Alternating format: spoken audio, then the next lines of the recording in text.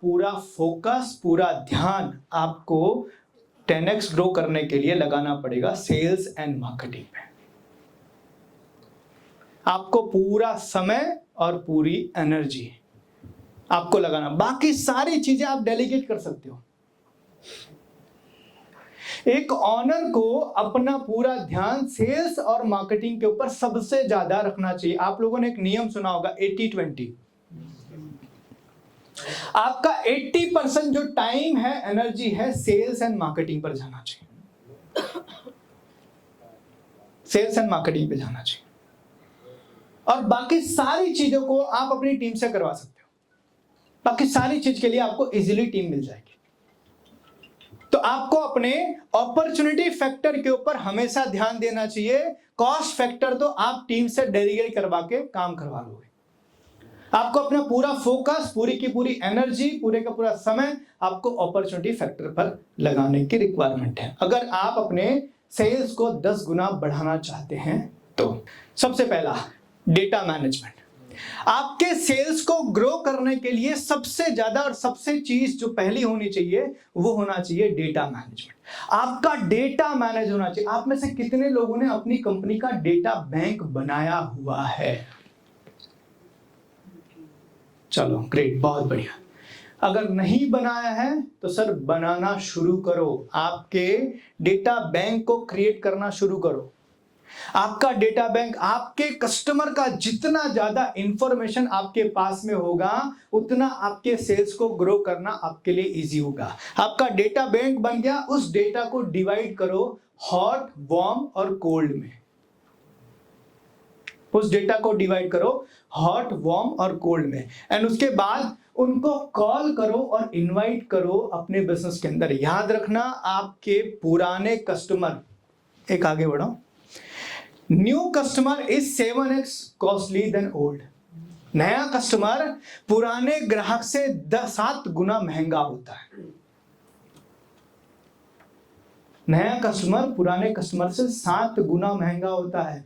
तो आप नए कस्टमर पर फोकस बाद में करो, सबसे पहले पुराने कस्टमर को आप रीएक्टिवेट करो।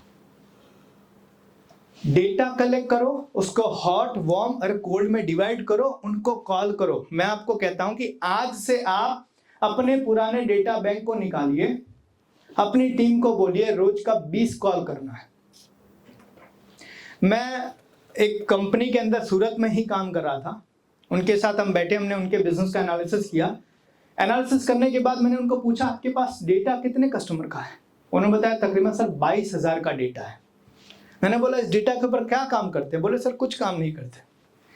ऑनर का पूरा शेड्यूल हमने देखा तो पता चला पूरे दिन के अंदर दोपहर का जो टाइम होता है 2 से 4 का, तकरीबन 2-3 घंटे वो कुछ नहीं करते, मोबाइल में रील्स देखते हैं, गप्पेबाजी होती है। मैंने बोला सर इस टाइम पर आप सिर्फ 20 कॉल करना शुरू करो, ओनली 20 कॉल्स, और 1 हफ्ते के बाद मिलते हैं।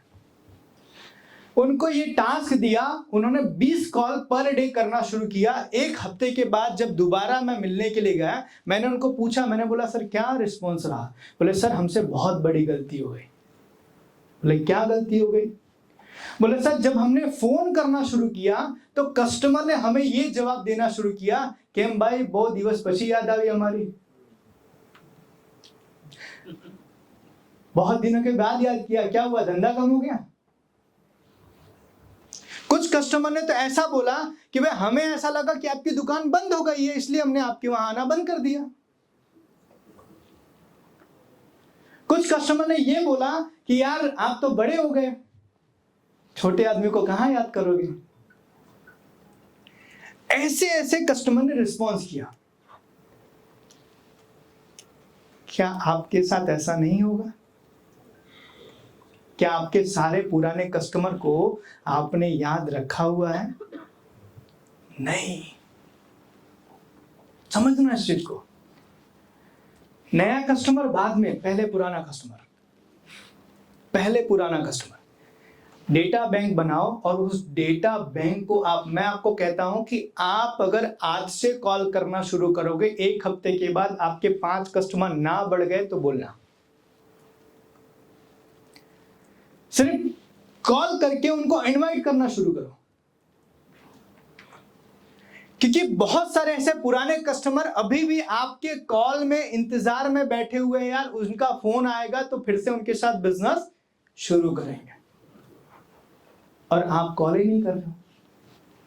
तो पहली चीज आपको जो करने की जरूरत है सेल्स को ग्रो करने के लिए, वो है अपना डेटा बैंक बनाइए, अपना डेटा बैंक बनाइए। उसके बाद दूसरी चीज, दूसरी स्ट्रेटजी, और वो है यूएसपी मार्केटिंग। आप जब भी मार्केटिंग का कैंपेनिंग बनाओ तो मार्केटिंग के कैंपेनिंग के अंदर आप सिर्फ अपनी उसी चीज की बड़ाई करो जो आपकी सबसे बेहतर है, जिसमें हो सकता है कि आपका प्रोडक्ट बहुत बढ़िया हो, तो आप अपने प्रोडक्ट के बारे में कंटेंट लिखो कि हमारी प्रोडक्ट क्यों बढ़िया है। समझना, आपकी प्राइस बहुत अच्छी है तो सिर्फ प्राइस के बारे में आप लिखो, आपकी अगर डिजाइन बहुत अच्छी है तो डिजाइन के बारे में लिखो, आपकी सर्विस बहुत अच्छी है तो सर्विस के बारे में लिखो, और आपका लोकेशन बहुत अच्छा है तो लोकेशन के बारे में लिखो। लेकिन सिर्फ उस चीज की मार्केटिंग करो जो आपकी सबसे बेहतर है, सबसे बेहतर है जिस चीज, उस चीज की मार्केटिंग करो। मतलब कस्टमर को आपके वहां आने का एक रीजन मिलना चाहिए कि मैं आपके पास क्यों जाऊं।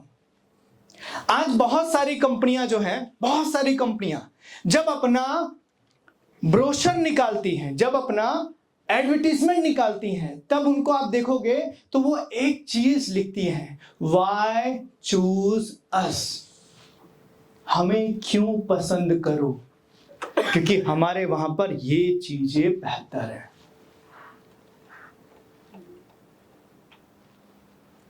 आपको भी आपकी कौन सी चीज बेहतर है या तो ढूंढनी पड़ेगी, या तो अगर ढूंढ ली है तो उसकी मार्केटिंग करनी पड़ेगी।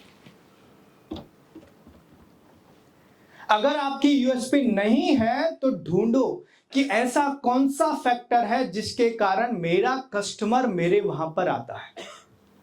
जैसे एज एग्जांपल, आप अपने कस्टमर से बात करना शुरू करो, आपको पता है, अगर नहीं पता है आपकी यूएसपी क्या, आपके कस्टमर से बात करना शुरू करो, सर आप हमारे वहां क्यों आते हो, वो बताएगा। आपकी प्रोडक्ट अच्छी है, या आपकी प्राइस अच्छी है, या आपका लोकेशन बहुत अच्छा है, या आपकी सर्विस बहुत अच्छी है, या आप बहुत अच्छे हो, वो बताएगा।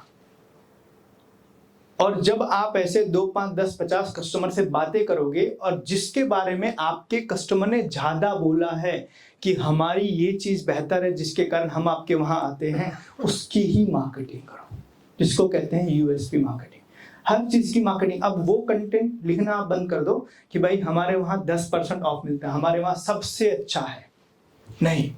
अब उस चीज की मार्केटिंग करो जो चीज आपके वहां पर सबसे बेहतर है मार्केट में। याद रखना, अगर आपके कस्टमर को आपके जैसा मार्केट में 10 लोग सेम चीज देने वाले मिल रहे हैं तो आपके वहां वो नहीं आएगा।